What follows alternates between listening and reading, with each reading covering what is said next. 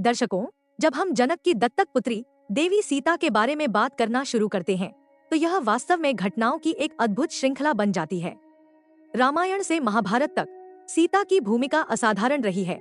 उनकी सहनशीलता और अपने पति भगवान श्रीराम के प्रति अटूट प्रेम ने उन्हें लोकमाता की उपाधि दिलाई। 14 वर्षों के वनवास को सहते हुए सीता ने अनगिनत कठिनाइयों का सामना किया और रामायण में त्याग की मूर्ति के रूप में उभरी। स्वयं महर्षि वाल्मीकि, जिन्होंने इस महाकाव्य की रचना की, उन्होंने भी सीता की सहनशीलता, विनम्रता और पतिव्रता धर्म की प्रशंसा की है। चूंकि वह राजा जनक की पुत्री थी, इसलिए उन्हें जानकी नाम दिया गया। ऐसा कहा जाता है कि जब राजा जनक भूमि जोत रहे थे, तब उन्हें एक कन्या मिली, जिसे उन्होंने अपनी संतान के रूप में प्रेम पूर्वक पाला। एक बेटी, पत्नी और माँ के रूप में सीता ने यह आदर्श स्थापित किया कि एक नारी को संसार में किस प्रकार जीवन व्यतीत करना चाहिए। सीता शब्द संस्कृत से आया है, जिसका अर्थ हल की रेखा, फरो होता है, जो यह दर्शाता है कि वे धरती से उत्पन्न हुई थी। उन्हें भूमिजा भी कहा जाता है, जिसका अर्थ पृथ्वी की पुत्री है। भगवान श्रीराम के साथ वनवास के दौरान उन्हें वैदेही नाम से भी जाना जाता था।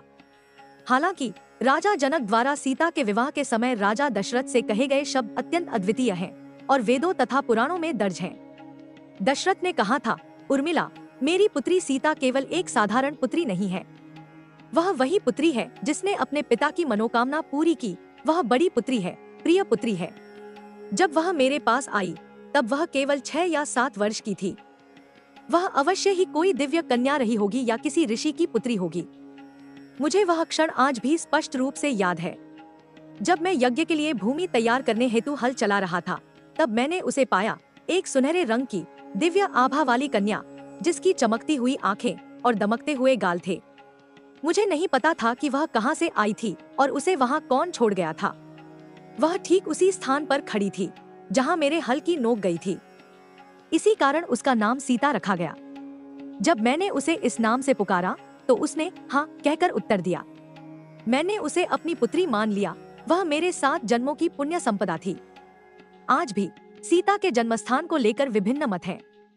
कुछ लोग मानते हैं कि वह नेपाल के दक्षिण में स्थित जनकपुर में जन्मी थी, जबकि कुछ का मानना है कि उनका जन्मस्थान बिहार का सीतामढ़ी है।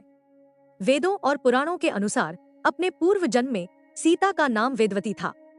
उन्होंने भगवान विष्णु को पति रूप में पाने के लिए कठोर तपस्या की थी, लेकिन रावण ने उन्हें कष्ट दिया। अपने प्राण त्यागने से पहले उन्होंने रावण को श्राप दिया कि उनके अगले जन्म में वे ही उसकी मृत्यु का कारण बनेंगी। एक अन्य कथा के अनुसार सीता वास्तव में रावण और मंदोदरी की पहली संतान थी। ज्योतिषियों ने भविष्यवाणी की थी कि उनका पहला संतान रावण के साम्राज्य के विनाश का कारण बनेगा। इस भविष्यवाणी से भयभीत होकर रावण ने उस शिशु को त्यागने का निश्चय किया और उसे पृथ्वी में दफना दिया। यही कन्या बाद में राजा जनक को प्राप्त हुई और मिथिला की राजकुमारी के रूप में पली दी। रामायण का एक और रहस्यमय पक्ष माया सीता का उल्लेख है। इस कथा के अनुसार रावण ने वास्तव में असली सीता का अपहरण नहीं किया था, बल्कि माया सीता नामक एक दिव्य प्रतिरूप का हरण किया था। असली सीता ने स्वयं को अग्नि के संरक्षण में रखा था और अग्निदेव ने उन्हें देवी पार्वती को सौंप दिया था। युद्ध समाप्त होने के बाद अग्निदेव ने असली सीता को वापस भगवान श्रीराम को सौंप दिया। एक अन्य मान्यता यह भी है कि रावण के पराजित होने के बाद माया सीता ने महाभारत काल में पुनर्जन्म लिया और द्रौपदी के रूप में जन्म लेकर कुरुक्षेत्र युद्ध में महत्वपूर्ण भूमिका निभाई। उत्तर पुराण के अनुसार एक समय रावण की दृष्टि अलकापुरी की राजकुमारी मैनावती पर पड़ गई थी। हालांकि वह किसी तरह बच निकली और रावण से बदला लेने का संकल्प लिया। आगे चलकर वह रावण और मंदोदरी की पुत्री के रूप में जन्मी। लेकिन जब ज्योतिषियों ने भविष्यवाणी की कि यह कन्या रावण के साम्राज्य को नष्ट कर देगी, तो रावण ने इसे मारने का आदेश दिया। लेकिन उसका सेवक उसे मारने के बजाय पृथ्वी में छोड़ आया। यही कन्या राजा जनक को प्राप्त हुई और बाद में सीता के रूप में जानी गई। संक्षेप में रामायण यह दर्शाती है कि सीता स्वयं रावण की पुत्री थी, वही रावण जिसने अपनी पुत्री के कारण अपना राज्य और जीवन खो दिया। यह उल्लेख कई पौराणिक ग्रंथों में मिलता है। हालांकि इस कथा की सच्चाई विश्वास पर निर्भर करती है। आखिरकार राम के बिना रामायण, लक्ष्मण के बिना युद्ध, हनुमान के बिना लंका दहन और सीता के बिना वनवास, उसी प्रकार जैसे रावण के बिना रामायण हमेशा अधूरी ही रहेगी। आज भी कई प्रश्न अनुत्तरित हैं। किस पर विश्वास किया जाए और किसे अस्वीकार किया जाए? यह हमारे स्वयं के तर्क पर निर्भर करता है। नमस्कार।